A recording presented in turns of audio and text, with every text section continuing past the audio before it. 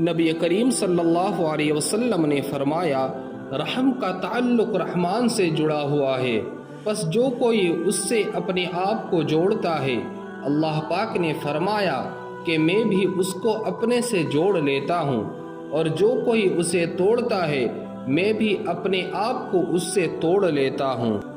رسول اللہ صلی اللہ علیہ وسلم نے فرمایا، کیا میں تمہیں سب سے بڑا گناہ نہ بتاؤں؟ ہم نے عرض کیا، ضرور بتائیے یا رسول اللہ۔ حضرت صلی اللہ علیہ وسلم نے فرمایا کہ اللہ کے ساتھ شرک کرنا اور والدین کی نافرمانی کرنا۔ حضرت صلی اللہ علیہ وسلم اس وقت ٹیک لگائے ہوئے تھے، اب آپ سیدھے بیٹھ گئے اور فرمایا، آگاہ ہو جاؤ، جھوٹی بات بھی، جھوٹی گواہی بھی سب سے بڑے گناہ ہیں۔ آگاہ ہو جاؤ، جھوٹی بات بھی اور جھوٹی گواہی بھی۔ حضرت صلی اللہ علیہ وسلم اسے مسلسل دہراتے رہے۔ راوی بیان کرتے ہیں، میں نے سوچا کہ حضرت صلی اللہ علیہ وسلم خاموش نہیں ہوں گے۔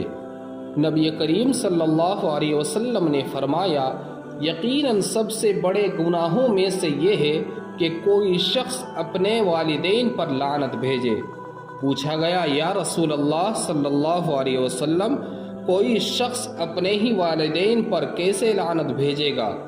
حضرت صلی اللہ علیہ وسلم نے فرمایا کہ وہ شخص دوسرے کے باپ کو برا بھلا کہے گا تو دوسرا بھی اس کے باپ کو اور اس کی ماں کو برا بھلا کہے گا۔